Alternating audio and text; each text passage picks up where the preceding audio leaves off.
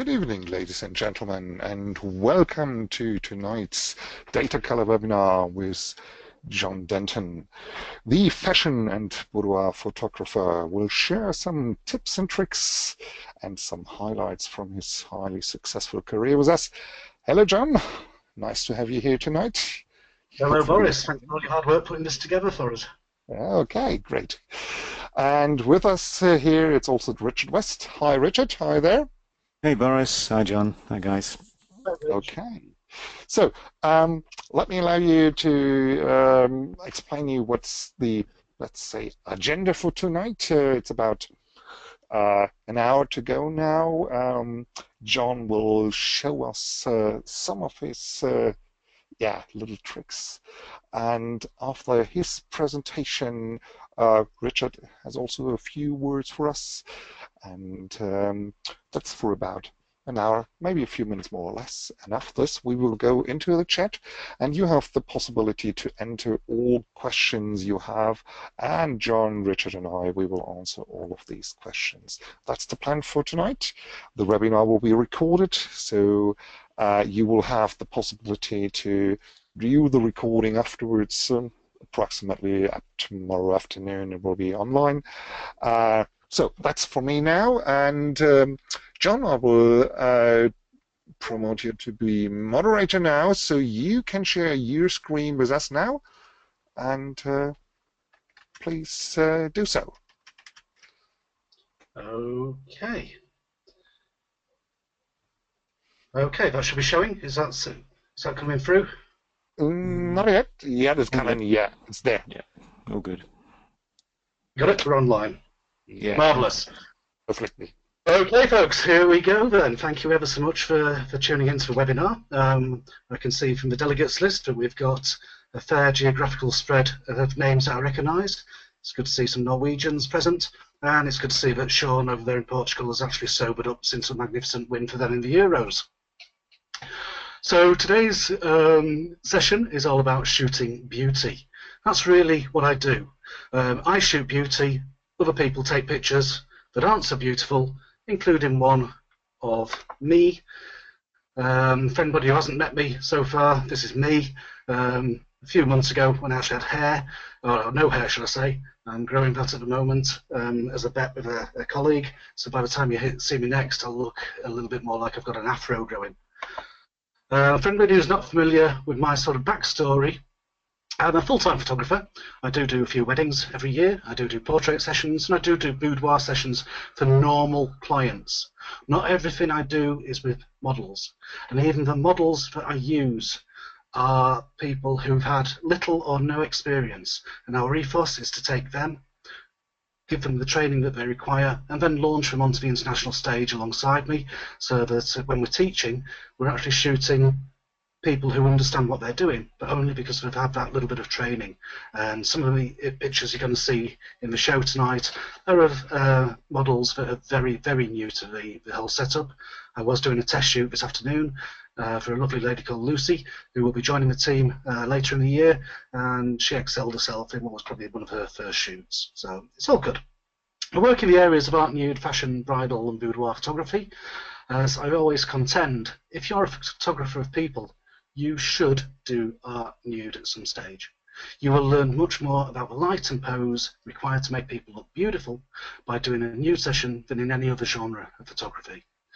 It's all to do with the lighting, the directing, and the posing, and I'm fortunate now that I go all over the world teaching this, talking to photographers, and that's usually alongside the societies and Ellincrom. I'm a passionate supporter of both, Ellincrom because I think they're the best lights in the world, and the societies because I think they're the strongest photographic society that do more to help photographers than any other body going really on the planet. However, the one caveat I will give you is that the hints and tips that I give you on lighting aren't Ellincrom exclusive. If I inspire you to go out and try, whether you've got a torch, whether you've got a flash, a speed light, whether you've got any other brand of lighting, just go out and try it. The true beauty of this session is if I see pictures coming online and somebody says, "Oh, John, listen to your session, you really inspired me to give it a go, and this is what I shot." That for me is a great, great win. So let's start having a look at lighting. Now, I said that I like to bring new talent into the industry, and I'd like to introduce you to Hayley. Hayley lives up in Glasgow, and she came to me, first of all, about 6 years ago, I think it was, as a little girl, and she came with her mum to have a look at a workshop we were doing because she was interested in modelling and wanted to see what happened. I was up in Glasgow recently for a digital imaging show, and Hayley got in touch and said, "John, I'd really like to work with you. I'm 19 now. Would you be interested in doing a test shoot with me?" So we got her along. This was just outside the Premier Inn we were staying in Glasgow, and it's how I try and start off all my shoots. Really simple, natural light. Finding somewhere like this that was in cover. We've got no direct sunshine on her. We've got very muted light, and I can just spot meter off her face, open the aperture right up. In this instance, I was shooting on a 70-200 lens at f2.8. Open the aperture right up, spot meter off that skin, get the skin looking good, and then shoot a lot of pictures to get the subject really into a session. Once you've got that light right, and you can gather their confidence together, it's not long before you can shoot really beautiful headshots. How strong and dynamic does that headshot look? And yet it's done with natural light and a silver reflector. You can actually see the silver reflector in the lower half of her eye. It's just a little reflector placed on the floor in front of her, just bouncing that light back into under the chin, filling any bags under the eyes. But she's got great skin as Hayley, and very little retouching required on this. That sort of light just fills in all the cracks and crevices on somebody's face, and it's beautiful, beautiful lighting. It is beauty lighting. It's light coming in from above, being boosted from below, and giving that really strong headshot look. When I'm shooting these headshots, I'm doing so to really get into the mindset of the subject, to start to relate to them, to be able to talk to them, be able to find out who they are, how they're feeling, find the things that get them animated so that I can ask them questions and they can talk to me, and while they're talking to me, I'm getting on with the technicalities of the shoot. So many people get hooked on the f-stops and apertures. At this stage, I'm not really bothered whether I get a great picture or not. I'm really interested in putting the subject at ease and getting them used to being in front of the camera. When I've got that relationship built, then we can start playing around with the angles more. Going to the 200 end to really overemphasize the depth of field on the lens, and you see the way that it's sharp on the eye. By the time it gets as far as the ear, we've started to fade out the sharpness using the shallow depth of field effect, and just cropping down the middle of the face like that gives a very dramatic fashion type portrait that certainly this subject was blown away with, and I think she'll be a very strong model in years to come. In this instance, the backdrop was also quite important in that it was light and giving a more light and airy feel to the whole image. In the next image, I was in a hotel in Cannock in the Midlands, and this is shooting our model Alice. And Alice, I wanted to put against a dark background just to show that if you get the light right on the hair, even though she's got red, dark auburn hair, it can still ping out from that backdrop. You don't always need a separator light when you're doing these natural light headshots. They can be, intensely beautiful. Provided you've got enough light falling on the hair, then you don't need to supplement it. So you see how, again, it's really brought out the blue in her eyes, saturated into skin, and made it quite porcelain. Very little retouching required. We can do really funky headshots using this sort of style. In the next one, I got Alice to sit right down on the floor, looking right up at me, and shot this on an f1.4 lens. It's the 85mm lens, and you'll see the beautiful depth of field that gives, making the eyes and the front of her face all sharp, and then letting the rest of the body fall off, and the shallow depth of field effect. By looking up, we've got the catchlight right in the middle of the eyes, rather than on the bottom part and in the upper half, and again, it's a form of lighting that I really, really like. I use it a lot on wedding days, sitting the bride on the floor just in her veil, so we can get beautiful headshots of the bride. Here we did it up in Scotland on a workshop, just by placing a neck curtain over Alice, spot metering for the brightest part of the skin tone. Once you've spot metered for the brightest part of the skin tone, everything else works its way around it. In this instance, I wouldn't mind if things start to blow out a bit. You'll see that the neck curtain, the veil, on the left-hand side of the image is just started to get a little bit hot and maybe start to blow out. I know it's not totally blown, but it's on the verge of it. But I don't mind. It kind of guides your eye into the subject, and anybody looking at that sees the one eye that's not being covered by the veil, and that's the centre of interest on that shot. So don't be afraid to play around with these headshots. Play around with styles, play around with materials, shoot through things. You'll see that by shooting through the veil, we've introduced a softness, a glow to the image, and you can use that any way you want, just by putting a strip of fabric in front of the lens, putting a glass in front of the lens, shooting through things to get variable focus within the image. We also use natural light for our boudoir sets. This was a little play session that Alice and I did up in another Premier Inn. We were staying in somewhere, can't remember where it was, but the window is behind me. The light is flooding through that window, hitting the wall opposite, and that puts a great platform for Alice to stand in and get great light. Likewise, on a boudoir one-to-one shoot we did up in North Yorkshire, thanks to Dave Linford and Kim Hurst for the makeup on this shot. But you'll see that Kim's makeup really makes Alice's face stand out. Again, the window is behind me. I've got a silver reflector just bouncing a bit of light in from underneath, but by pushing the exposure right to the point where a skin tone starts to blow out, we've introduced that beautiful porcelain effect to the skin tone. We're not blowing any detail out, everything's still there, but it's a great way of shooting. Just flood your subject with light, get beauty light, and you bring out the beauty of your subject. And after all, that's what we're all about. The opposite to beauty shooting is when we start to sculpt with light. And in the next image, we'll see Alice again, and this time she stood in a doorway, and as you can see, the light is coming from this side. Hope you can see my cursor. I'm waggling this around, but you never know.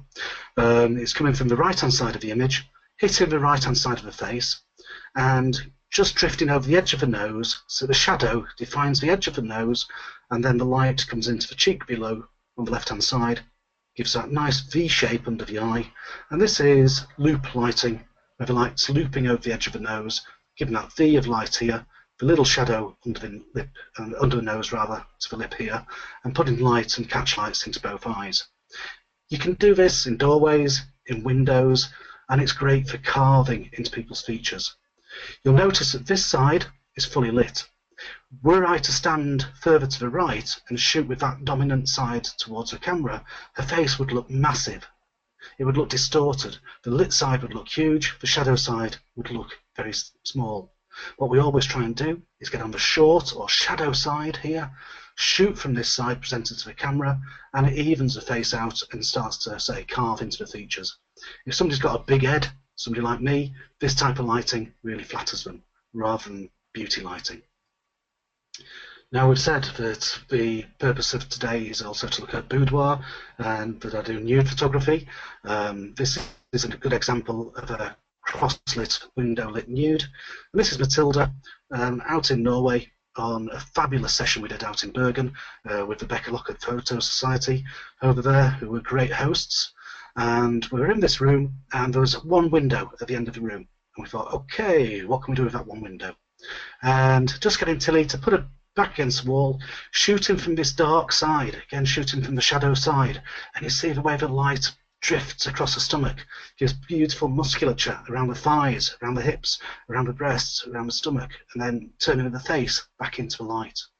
The general rule of thumb I always work to when working with bodies is face towards the light, body away. That's going to make sure that you get some interesting light on the face to define the features there, and then you get this beautiful shadowing across the body. Because a body is a three-dimensional object. We need light and shade to reveal the hills and valleys, the peaks and the troughs, and it's that the shadows are just as important as the highlights in this. However, when people ask me where would you meter from, I'm looking at the side of the hip, perhaps that's the brightest part of the image, and I'll be taking my spot metering off that sort of an area, or the forehead, so the highlights properly exposed, because you can never really get highlights back if they blow, but you can always open the shadows up a little bit. So I always try and expose the highlights, get those spots on, and then let the shadows go to hell in a handcart and pull it back in Lightroom with a little shadows adjustment and tweak on the black slider if it's so required. But stunning what you can do, but again, with a bit of natural light and an IKEA net curtain. Should be sponsored by IKEA. Talk about their curtains so much. The next one is another one from Hayley's test shoot. And here we've got neither cross lighting or the light bouncing straight into her.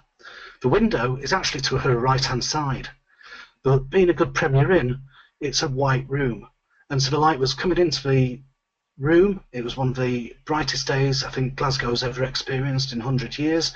And it was so bright and intense was the light. It was coming into the room and then bouncing back onto this wall next to the window. The strongest light was still coming from the window side, and so I asked Hayley to turn her face into that light. That's giving the little bit of cheekbone shadow that you can see on the cheek that's furthest towards the camera, that little bit of shadowing down the nose, and then that beautiful light again over the mask of the body. We couldn't turn her body too far away from the light source this time, or else it would have been in much deeper shade and it would have looked a bit distorted and a bit odd in its presentation. So that's the look that we went for on her test shoot. Okay, we're looking at backlighting now, where the sun is actually coming from behind the subject and we're getting that beautiful backlighting coming onto our subject. In this case it's Alice, again on a one-to-one session. We were teaching up at the studio, and this was in winter and it was cold, it was frosty, so we used the colour toning to enhance the image. I'm going to talk a lot about colour as we go through, and that's why I love working with Rich and the gang from Data Colour, because when I'm shooting fashion I'm quite often pushing colours in all sorts of different directions. I don't often shoot where I need exact colour. I don't need my cyan to be an exact shade of cyan. But what I do need to know is that if I push the colours in one direction, they're not going to drop out when that image goes to print, or I'm going to get some weird effect coming back. So even though I don't work in exact colour range, I need to know that what I'm seeing on the screen is what I'm going to get back from my printers, or when it goes off to a magazine or the like. And here we really wanted to emphasise the cold tones, which are generated by the pale skin and the white dress and the frost, and then keeping the red detailing and the orange of the hair. So I put the sun on the back of Alice. We let that then just flare around her and spot metering off the face, and you can see the way that the light's just skidding across her and giving that beautiful look. If we go in for a tight headshot, you can see that by shooting at f2.8, the bokeh effect that's generated, the little twinkly bits in the background, is absolutely delightful, and we've still got enough light on the mask of the face to be able to bring that out, and it's not totally burning out the hair. So in this instance, I was trying to match my exposure between the hair and the face and make sure I've got enough light on the face without burning the hair out and making it absolutely destroyed. The little bit of top cover from the trees allowed me to do that. The sun was coming through the trees, just blocking down a little bit of that light and taking the sting out of it so it didn't blow the hair detail out totally. Okay, looking at another instance of backlighting. And again now we're going to go back to Norway, and after we've done our day of teaching over there, we went off on a little one-to-one session with a few of the local photographers, and they took us up into the mountains and we found this incredible waterfall. Now when I'm teaching and when I teach posing, I always like to teach posing from distance, using hand signals to generate the pose from the subject. This was never so more important than this session, because even with about 6 foot separation from Tilly, we couldn't hear each other talk. The roar of the waterfall was so loud, so intense, that and you can see the spray coming off it here. We were wet through by the end of this.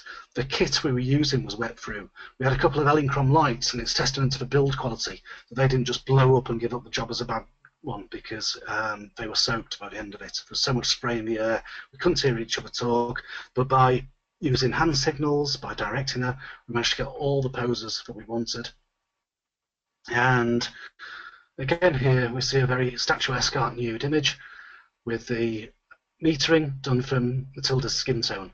I really wanted that to be the main shot, and then I'd let the rest do its own thing.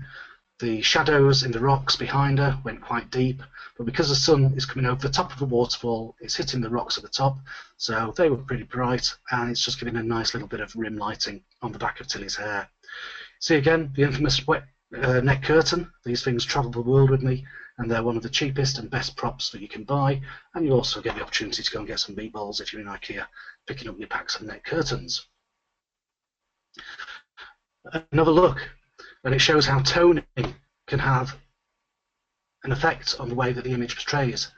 On the previous image, it looked quite fashion oriented, the blue rocks.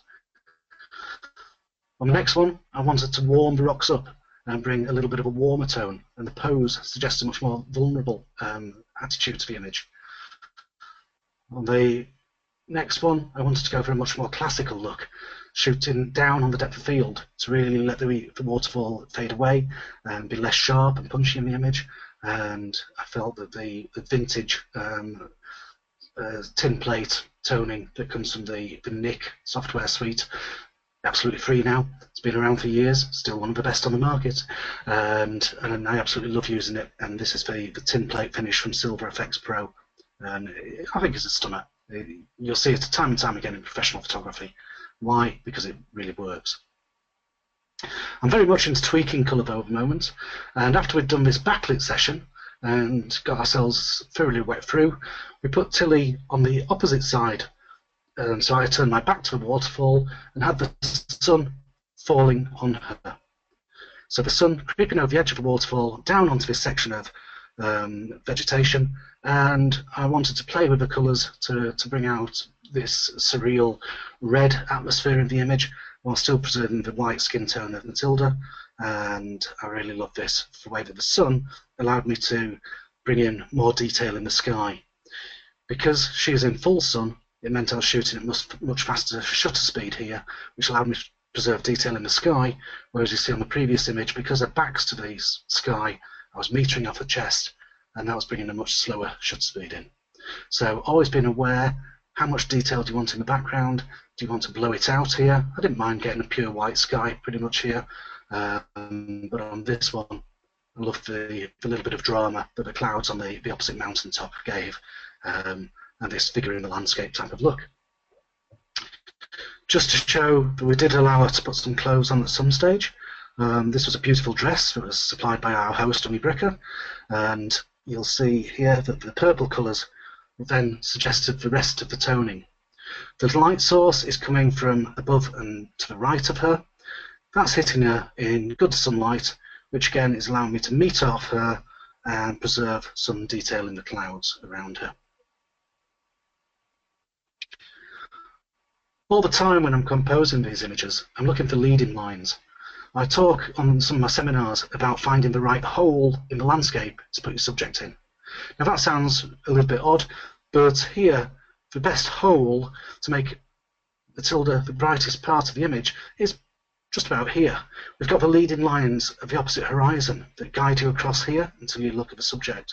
You've got the quite unsubtle leading lines of the rock here that guide you in. You've got her legs following that line of rock, guiding you into the subject. Turn the face into the best light. We can tell it's the best light because the shadow's falling on the right-hand side of her, so I turn the face to the left. Fortuitously, that followed the line of the breeze, and so her hair is also flying out behind her rather than napping into her face. And I really love the cold tone that we applied to this, just to make her ping out as the brightest and most porcelain part of the whole image. If you've got hot sunlight, don't be afraid to use it. I mentioned before that in Glasgow we had the strange experience of having one of the warmest days I've worked in for a long time, and the sun was pounding down outside the Premier Inn. And so I asked Hayley to put on a pair of sunnies so that she could actually close her eyes behind them and wasn't going to scorch her eyeballs out. Again, just a top tip, but if a new model is coming to you, if you burn their eyeballs out in the first 10 minutes of the shoot, chances are they might not be too impressed for the rest of the session. So a bit of model care, got to put her sunnies on. That meant she could lift her face into the light, look directly into it, and you see by doing so how we've got that lovely shadow line onto the jawline, defining the face. We wanted to get quite playful with these, so I asked her just to toss her hair backwards and forwards, have a bit of a giggle with it, and shoot a full series of images. Once you've got the good light, don't just shoot one image, shoot a series. You never know what sort of expressions you're going to generate. Shoot the static ones, such as one in the middle, but shoot the more playful ones as well, and you can generate a whole session of images. That's great if we're shooting for funky and fashion, but equally if we're shooting for a client, even better, because we may now be able to sell them 6 images rather than just one good one. So always think of shooting for a series, shooting to sell, shooting for a wide range of expressions. The serious and pouty, but also the happy and clappy if your subject can do it. I'm always looking for light in all sorts of different places, and we've looked at natural light, both hard and soft light, but the next image was taken in Falkirk, in a passageway of the hotel that we were staying in, and this was where we were doing the demonstration, and the light from this is purely from the downlighters above Alice. I've tweaked the colours to give a more contemporary feel that suited the little angle of twist that I put on it, but with the downlighters shooting from down low, that hyperextends the angles of the leg, and just lifting the chin just slightly puts a little bit of light into the eyes, but I didn't want her to have to look up with a sort of neck-breaking angle, and this sort of subtle lighting going into the eyes just shows that they're there and gives a subtle indication. So if you're stuck in a hotel, it's a wet and windy day, as we've had a lot this summer. If you're doing a wedding and you need to do that Hail Mary shot just to get something, have your bride stand in the corridor. The little bit of natural light behind her comes out blue, and the tungsten lighting generates that beautiful orange effect in the corridor. In the same hotel in Falkirk, we had natural light coming from a window to the right-hand side and flooding into the top of the stairwell. Now, I could have taken a shot of Alice in full lighting by standing with my back to the light, as we've seen before, but I felt that might be a bit boring, and so I wanted to cross-light her in a similar way to the shot I did of Tilly's body. And so I asked her to look into the light, just standing at the top of the stairwell, and shooting through another doorway. By shooting through another doorway, it adds a sort of almost voyeuristic look to the whole image, and makes you feel that you're peeping in perhaps on a moment. Again, if this is a bride and groom, have the groom stood to Alice's left, both of them looking there, and you get that feel that you're sharing a moment, and it's a private moment, and you're fortunate to be there as part of it. And it's really the slivers of light around the edge of the arm, around the breast, around the face, around the leg. And having that leg come out, push across the groin, and flicking the hip towards the light shows really the curvaceousness and toning and shape of her body. Okay, moving into a little bit of flashlight now. And you may have seen some of these shots online if you follow me on Facebook or on my blogs, etc. This was a rather wonderful little one-to-one we did down with a lovely lady called Tracy Reynolds down in the Midlands, and we were down at her studio a few days ago, and we had a single beauty dish from above. I'd asked Alice, could she just ruffle her hair a little bit, and she pulled her head forward and then flung it back, and the hair just fell fantastically across her face. It wasn't quite the look we had in mind, but we played with it. We went off on a riff, and that one light from above, mixed with the toning to bring out all the warm colours in the image, produced, again, a series of images that were quite beautiful. A series of very different images. The whole set is on a little Animoto video that's on my blog. Feel free to go and have a look at it, and if you've got any questions about the setup on any of the stuff I do, always feel free to ask. But this was the setup on that shot. You'll see that the Octa box has had its covers removed and an inner diffuser panel shoved in, so it becomes a beauty dish, and we've got the fan there to assist Alice's movement with the hair and get some real movement in there. The colour toning was done with a mixture of Lightroom and Photoshop, and if you're interested in that, then we're running little 2-hour online sessions, and you can book one of those with me, and I'll take you through the exact toning that we use for these images, and even provide you with the actions so that you can do it yourself in future time. I do like to take the flash out of the studio though, and this was up in Darlington, again on a recent one-to-one we did with workshop rather with the societies. And here I've got two Elinchrom ELB lights working in conjunction, one to the right and one to the left. You can see that the one to the right is a strip box. You can see that by the highlight in the sunglasses. And the one to the left is a maxi light bucket, just to give that little bit of rim lighting. I've asked Alice to lean forward from the waist, just to correct the perspective and stop there being converging verticals. I have one of the delegates madly waving a fan for all they're worth, madly waving a reflector, should I say, to fan the hair from the left-hand side, asking that beautiful movement in the hair. And I've taken my exposure off the sky here, spot metered off the sky, brought it down a little bit, so let's assume that I did it at 200 ISO, 200 for the second, and got f16 by metering from the sky. I've taken that to f18 and then put an f18's worth of flash in on Alice to make her pop out and not disappear into darkness as a silhouette. And again, it gives a very powerful portrait. I do love getting down and dirty and shooting on a wide-angle lens. That's why a lot of the time when you see me, I'm wearing a pair of shorts and a scruffy t-shirt. It's not that I'm naturally scruffy, well, I am, but it's that I do get quite mucky when I'm working. And here we've decided to get rid of the sky. I didn't mind nuking it out, but I've still added some flash on Alice and shot with the fabric. Now, quite a lot of the time when I'm doing these swirls of fabric, I have the fabric arcing behind the subject and flying off into the distance. Here, I wanted to bring it over the top of me, so I asked one of the delegates to hold it right over the top of me, and that's giving that beautiful look of the shooting along the fabric, and again, guiding you in, using the guiding lines as composition lines to bring you in, and putting that little twist on it. And I don't mind the horizon being wonky. I'm not a landscape photographer, so we can put that little twist on there. Just another case of finding the right hole in the background and metering from the sky. I took my meter reading off the sky, and I think this one gave me about an f18. I took to an f20. If I'd have shot that, Alice would have been just a black shape, and so I needed the light on her. I used an Elinchrom ELB with a 135 centimeter strip box, and I turned it into landscape orientations, just putting light all down the length of the body in the log, and matched the output of the light to the f20 reading. Then positioned Alice so her head was in the gap between the trees, not being interfered with by the branches of either tree, so that she's pinged out as the dark part in that bright part of the image, rather than just looming out of the tree and having the hair disappear into it. Red is such a stunning colour. When you've got a red-haired model, it's just a beautiful colour to use, and it really does make your subject stand out. When I'm shooting, I'm always looking for different angles. This was in the boudoir shoot I mentioned earlier, shot alongside my friend David Linford, and again the makeup was by Kim Hurst. And if you look at the reflection here, this isn't done in Photoshop.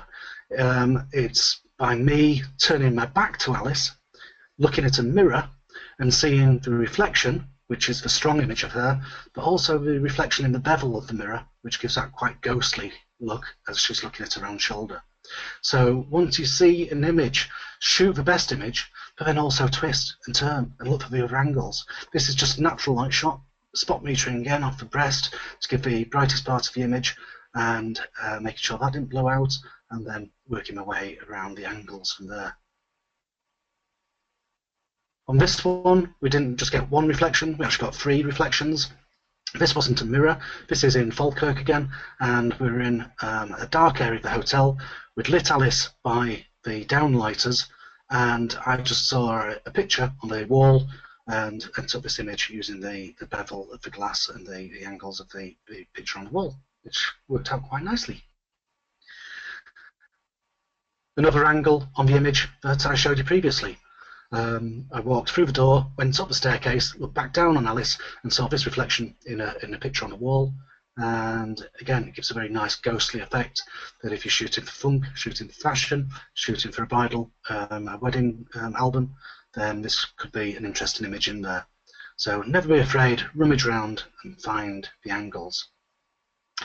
I talked about shooting beauty before, and I'm just going to show you some from a recent shoot I did with a model who's been with us for a long, long time. Many of you will met her. This is Devon. Went out into the woods, and we wanted to shoot classical-looking nudes, the body in the landscape. Sometimes, for your compositions, you don't want to be up close and personal, showing every scrap of detail. I do love these, which I kind of term my Where's Wally look. But you look around the image and you think, oh, beautiful trees. Oh no, there's a naked woman. Oh. And I just love that sort of a look. Natural light, taking your exposure reading off the subject and letting the rest of the image flow around it. I also like using this kind of matte retouching look on these images. It really works rather than having too much contrast in there, and just pulling the curves up and around. And again, if it's something you want to explore, give me a shout and we can arrange a session to talk through it. Colour, as I mentioned before, is a big part of what I shoot, and this is achieved this time using gels. This was on a session I shot a couple of weeks ago now with Alice, and you'll see it's a very simple setup in lots of ways. We've got a beauty dish to the right that's being gelled with a blue gel, and a small gridded reflector dish that's being gridded with a yellow gel over to the left-hand side. When I'm talking about gels, you'll see them on the market. You can buy ever so expensive photographic gels, or go onto eBay, have a look for rolls of coloured cellophane, and you can knock those out for about £1 a roll. And you can get all sorts of colours, and you just can't have too many rolls in your life for when you're wanting to play around with colour. But all this done in camera, very little photoshopping required, just to clean up the skin a little bit. This one, a little bit more photoshopping done, a little bit. This was on a one-to-one at the studio, and I mentioned I'm really loving at the moment tweaking colours and playing with almost surreal colours. I'm not a big one for compositing, but just sometimes it comes into its own, and that flock of seagulls behind, or pigeons, whatever they are, didn't actually fly by at the time. They've been added in separately afterwards. The sky has been brought down a bit. I think I exposed that at f16 and took it to f22, so it was really dark and stormy. We've got a single Elinchrom ELB over to the right-hand side, held very high in the air by Martin, our delegate, and that's been fitted with a maxi light dish, and you'll see the curve of the light on the tower. The sweet spot is right on Alice, and it's fading off down the skirt. The skirt was a work of art all of its own. Martin brought all the lengths of fabric all the way from Aberdeen, and we tied them onto the tower. We tied them onto the fence post along the left-hand side that you can't see. We tied them onto light stands, and we used fishing twine to do it. By using fishing twine, you can't see the ties. It allows the fabric to billow, and oh boy did it billow, and at times in the wind Alice had to hold on for grim death, but I really love the effect, and that's a bit of a favourite image from recent sessions. Not all the colours I use have to be freaky. This was shot in the summer, but I wanted to red the background up so it reflected more autumnal tones to give, again, a very classical look. The light is coming through the trees from above. This is shot on natural light, but I wanted Alice to look down and look very Grecian in this image, and I feel that's been achieved by spot metering off her breast on the left-hand side. That was the brightest part of the image, and having that, making sure that she was positioned so we could shoot along the angles of the trees to give real depth to the image, and that patch of light in the background showing that we're in a full three-dimensional situation. Back to Darlington now, and one of the delegates wanted to produce Alice with daisies in her hair, so we set the shot up with sunshine on Alice and also an Elinchrom ELB quadrilight with a softbox on it from the left-hand side as we look at the image. That's just skidding across her body and giving nice definition, and allows me just to, again, underexpose the sunshine a little bit. And I've turned the grass blue then using a hue and saturation adjustment in Photoshop and a little bit of selective colouring to give a more Alice in Wonderland effect rather than just girl lying down in garden. On the next shot, we really went to town on it. And this is one that I did in preparation for our trip to the Algarve in September, our Algarve Safari, really popular trip, we go every year. And this is Tilly lying down in a cornfield up in East Yorkshire. So we've got green corn and a white body, and using a range of Photoshop tricks and good lighting, we've given her a great tan, and we've made that into quite a surreal look. When I'm out in the woods, I'm always looking for these little patches of light, and here we had a fantastic shaft of light coming through the trees, and so by metering for that hot spot, we get great light on Alice. That allows everything else to go very dark by comparison, and then tweaking the colour balances.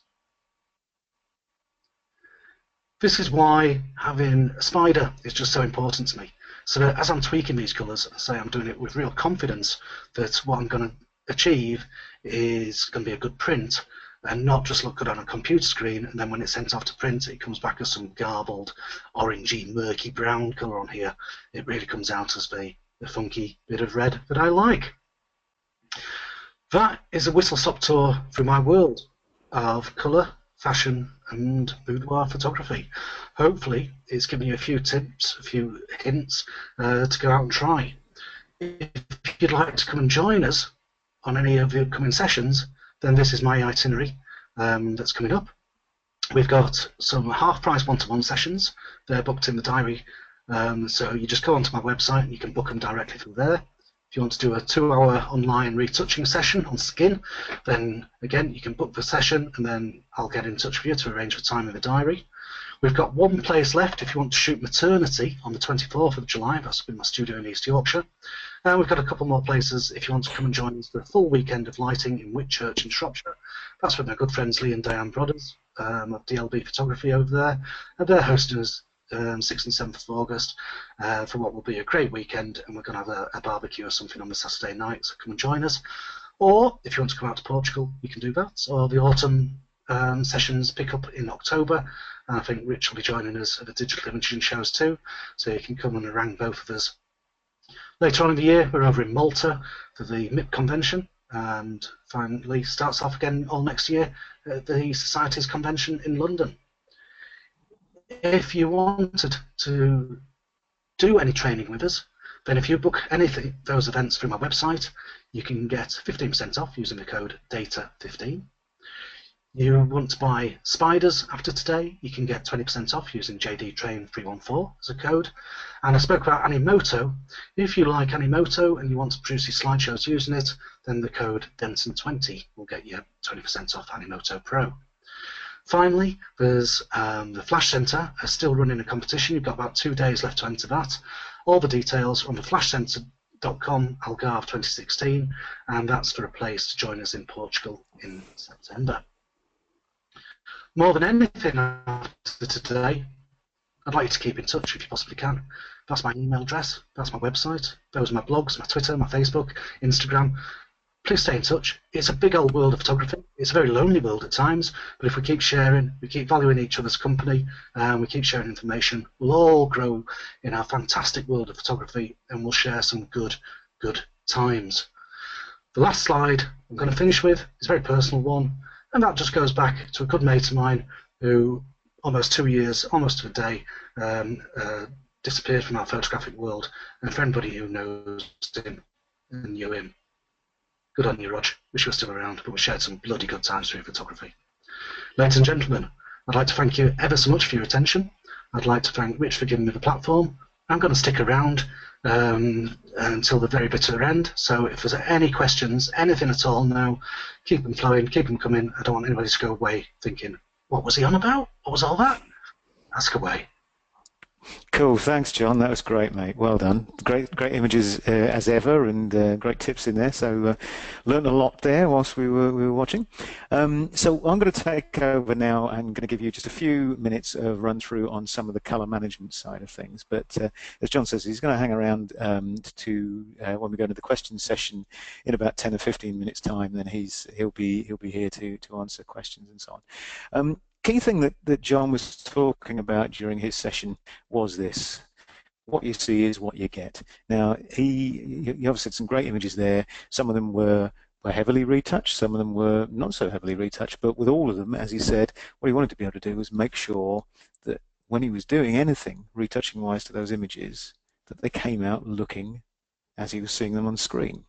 Now, of course, there's a whole bunch of things that can go wrong in that scenario, you know, that means we don't see what we're getting at the end of the process. So hence, what we recommend, and obviously what John works in, is this sort of color managed workflow, which gives you the opportunity basically to effectively capture things.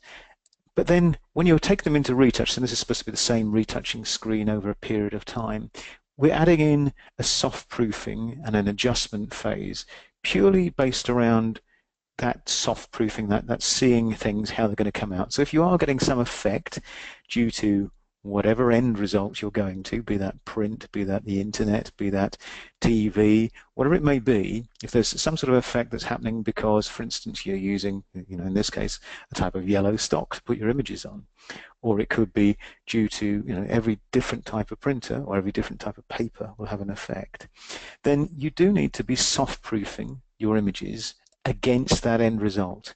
You need to make sure that you are seeing how things are going to turn out.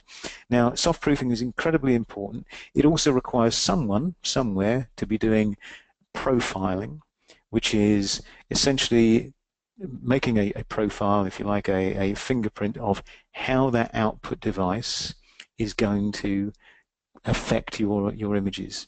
Now, as I say, in the case of print, that's probably the most obvious to think about. If you think about seeing an image in newspaper print versus seeing it in a magazine, we're used to seeing a more photorealistic image in a magazine than we are in newspaper.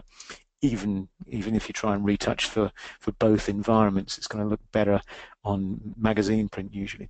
So hence, what we want to be able to do is have something like this. This is a spider print over on the right-hand side of the slide here, which allows us to do this fingerprinting, this profiling. So it actually gives us the opportunity to do that soft proofing. Now let me just take you out of this slideshow here and have a look in Lightroom, for instance, how we can do soft proofing. So soft proofing is something that most retouching softwares allow you to do very easily. I have to say Lightroom seems to me to be the best of breed, because effectively all you need to do is basically just have a look at this little button here. If we're in the develop module of Lightroom, we can just click on that soft proofing button, and instantly we get this emulation. This is what soft proofing is. It's an emulation of what this image is going to look like on different types of print. Now in this case, I'm looking at what it's going to look like on, for instance, newsprint. So we can see there it's looking very washed out. If I have a look at that on my Epson printer, for instance, you can see it's a lot more photorealistic. In fact, you can hit the Y key in Lightroom to see the before and after, and you can potentially see a subtle change there in tones between the before and after, where on the right hand side we're getting some sort of a tint and adjustment due to the print emulation, that emulation of that output device basically. But effectively that's what soft proofing is there to do. You can then go in and adjust things in programs like Lightroom. You can do this in Photoshop and in lots of other softwares as well, but Lightroom just has this very easy means by which you can press one button to emulate, to mock up that output basically. And then you can adjust things here in your retouching palette and even save that as a preset in under the develop menu item here. And that preset means that you can make an adjustment, save it, and then apply that adjustment to any other shots going out on that particular output, in that particular style of output. Key thing with this, if I am saying, okay, I'm going to trust what I'm seeing here on the right-hand side of the screen, let's have a look at those other emulations again. Up here on the top right-hand side, you can see how we can mock up. Now, let's mock up my home photocopy, because I know even at home or even in the office, wherever you may be, you should be able to see the difference between the right and the left-hand side of the screen there. Right-hand side of the screen, much more washed out, and therefore, that's what we need to accommodate for. We need to say, okay, well, let's try and make that image perhaps more contrasty, drop the exposure down a bit. So we're trying to get as much as possible like it looks on the left-hand side of that screen. And then we can go to print knowing that we're already seeing how it's going to come out. But we can only do that if we're calibrating the screens that we're looking at. So back to that little workflow diagram in our presentation here, we're looking at this one screen. As I say, it's supposed to be the same screen over time.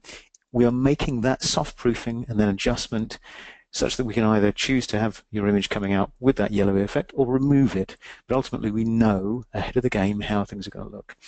And you can only do that if those screens are calibrated, which is why you need to get into using a calibration device on your screen. It's the most important part of the workflow nowadays for color calibration, for making sure you're not trying to remove effects that you're seeing due to a poorly calibrated screen.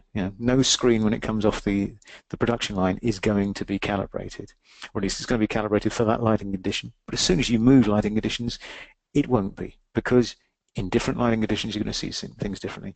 So you need to calibrate for every type of screen that you're going to be trusting and working on. And that could be projectors, it could be laptop screens, it could be desktop screens, it could be 4K, 5K screens. Now, the good thing is we've got something called the Spider 5, came out from Datacolor last year. It's the latest and greatest iteration of the benchmarking color calibration for screens. It's been improved, vastly improved, as far as the types of screens it can work with now. So it's working with all the latest types of OLEDs, curved screens, wide gamut 4K, 5K screens. But very simple to use as well. It's been improved. And then really all you're doing with this is you're plugging it into your computer, running the software, which you just saw on the slide there on that screen. And then that software runs a whole bunch of color slides in front of the eye of this device. And in doing that, it actually checks the colors and it knows what they should appear like. It looks at those colors and compares that to a lookup chart.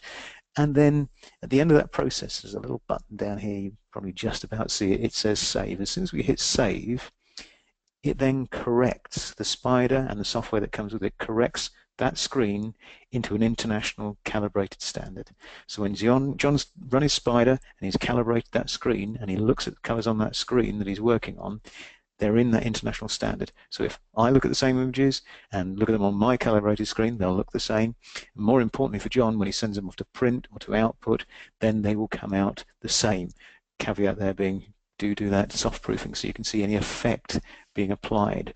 But all those printers, all those print devices can be calibrated as well. That's why they're all going to work to this same international standard. Good thing about the Spider is it literally came out in the middle of last year, so Spider 5, the latest iteration, now being drastically improved on a physical basis, because everything that's come before it in the land of calibrating screens has really been designed for working in just a desktop, a lab type environment.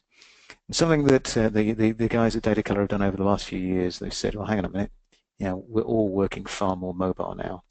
And we all know if we're sitting on a laptop and we're going to a new shoot environment, a new venue for whatever it is, whatever type of photography you're doing, or just going somewhere new to show your images, different lighting conditions in those different areas will affect the way you're seeing those images.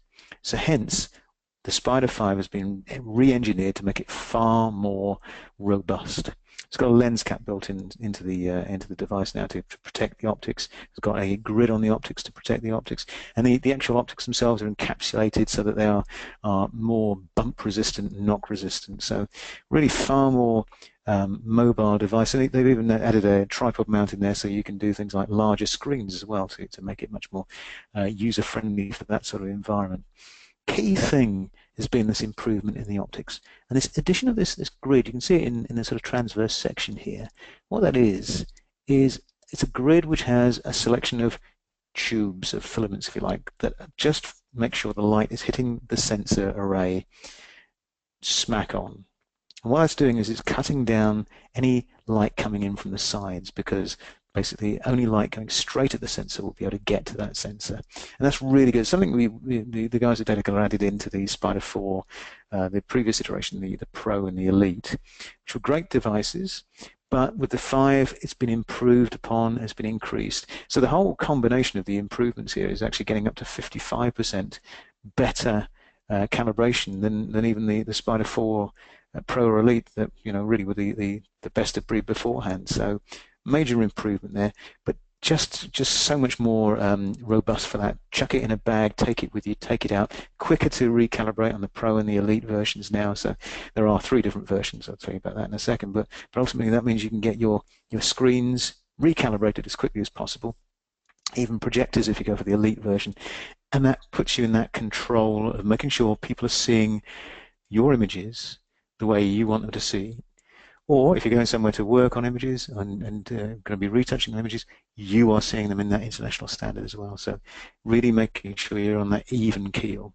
Now, as I mentioned, there's 3 different types of spider. So here's the sales bit, as they say. The key thing here is the same device, same physical device is used in all 3 iterations now. So the Express, physically the same as the Pro, physically the same as the Elite.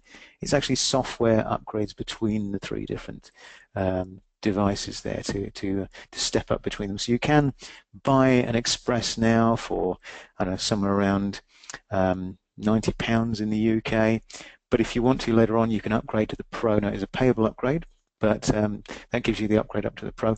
Now the Pro comes with a lot of improvements, but the key thing that's actually turned on in the Pro that isn't on in the Elite is this little, what looks to be a white dot. This is the back of the spider, because you can see the writing there. But that little white dot is in fact an ambient light sensor. Now it's there in the Express, but it's just not enabled. So in the Pro, or if you go for the Express and then later on for the upgrade, it gets turned on, and that little ambient light sensor is checking, whilst the main sensor array is pointing out the screen and reading the screen, the ambient light sensor is reading the lighting conditions you're in. So it's making sure you are, well, basically, it knows what sort of lighting conditions you are to get you recalibrated as quickly as possible, or calibrated as quickly as possible, allowing for any different types of change in that lighting as well. So big benefit there. There's other software benefits in there, different elements that are turned on with that Pro version, but that's one of the key things. For anybody that is an aspiring or professional photographer, Pro is really the tool of choice. If you can go for the Elite, go for the Elite, because it has lots of other bells and whistles on. It can do things like multi-point sampling, basically. So that gives you the opportunity to check across the screen to make sure that there's no hot spots, basically. And if you do want to do projectors, you know, if you're getting something for the club, for instance, then you do need to have the Elite as well, basically. As I say, you can upgrade later on. List price on the Express is somewhere, I don't know, so you can get it in the UK somewhere around £90.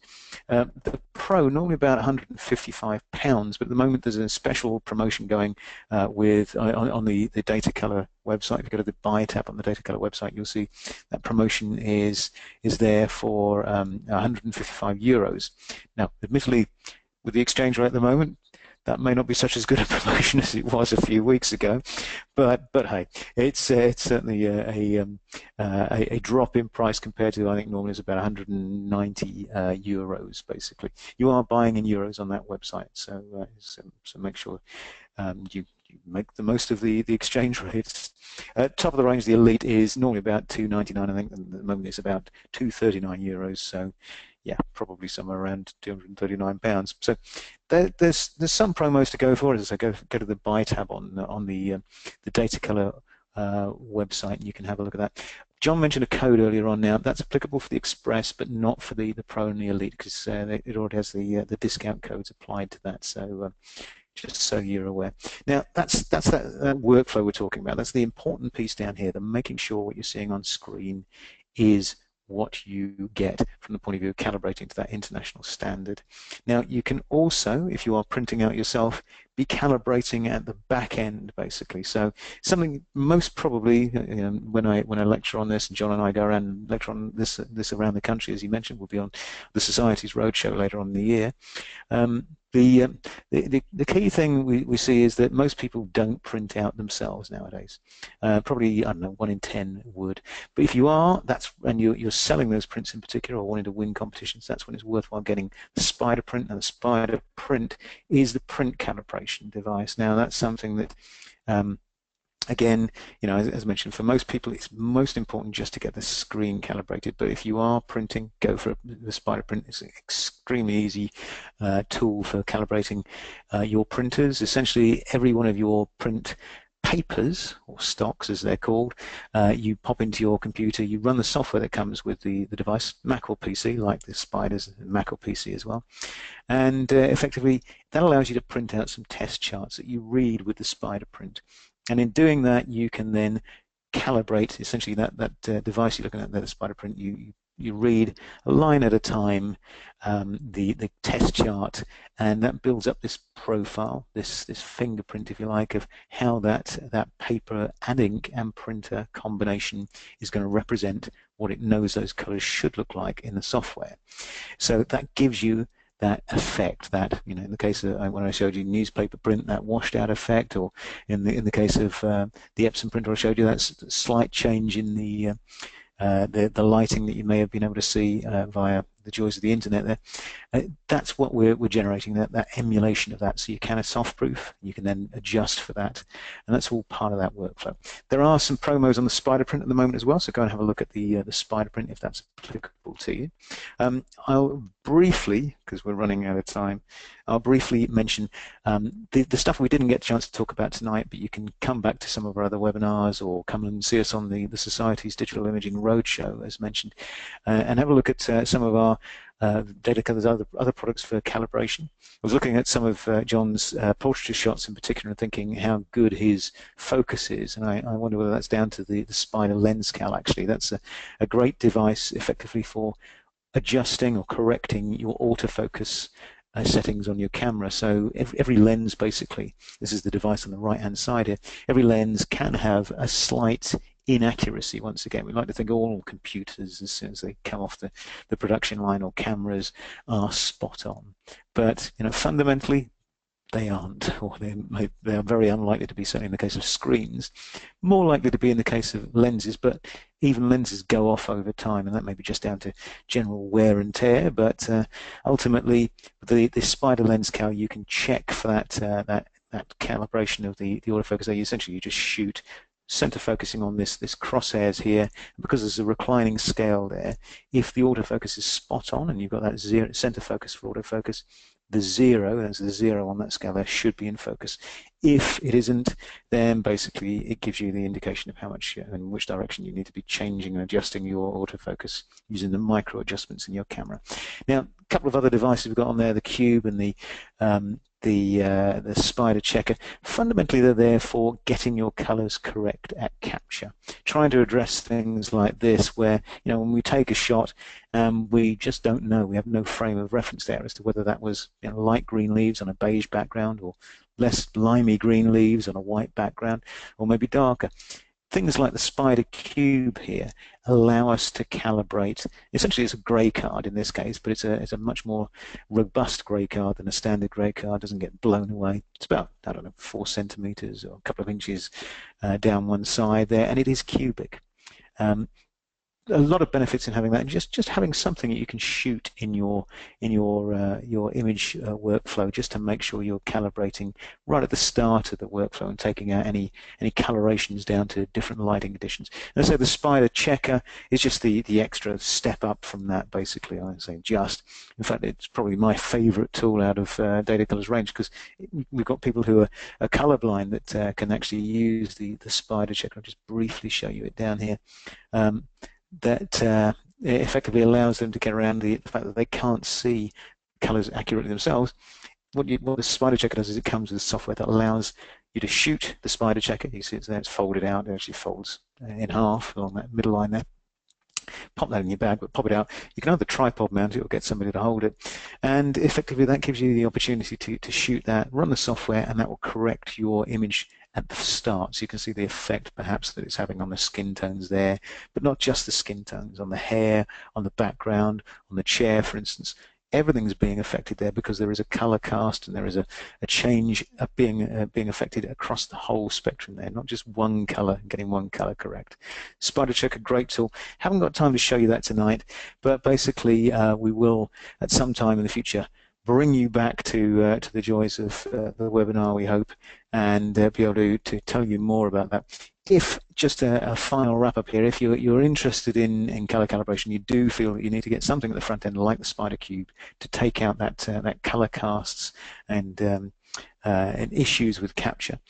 Certainly you need to get something like a Spider, and perhaps you want to get the Spider Elite for calibrating your screens, and maybe you're in the boat where you do need to be calibrating print as well. Then you can get all three devices in a combined package. That's called the Spider 5 Studio. And once again, just to wrap up tonight, I'm going to say that there is a promotion on that. The spider print, normally list price on spider print is about £299 list price. That's the spider print on its own, for just calibrating the print side of things. The whole Spider 5 Studio tonight, again, has got a promotional summer discount on, so unfortunately John's code won't apply to that, but the summer discount will only last for a short amount of time, so make sure you make a note of that code from John. But basically, €359 at the moment gets you the cube, the top of the range spider, and the spider print. When you do that pound conversion, it's only just over the cost of the spider print itself for all three, and it even comes in a nice carry case with a lens cleaning cloth and a couple of other perks in there.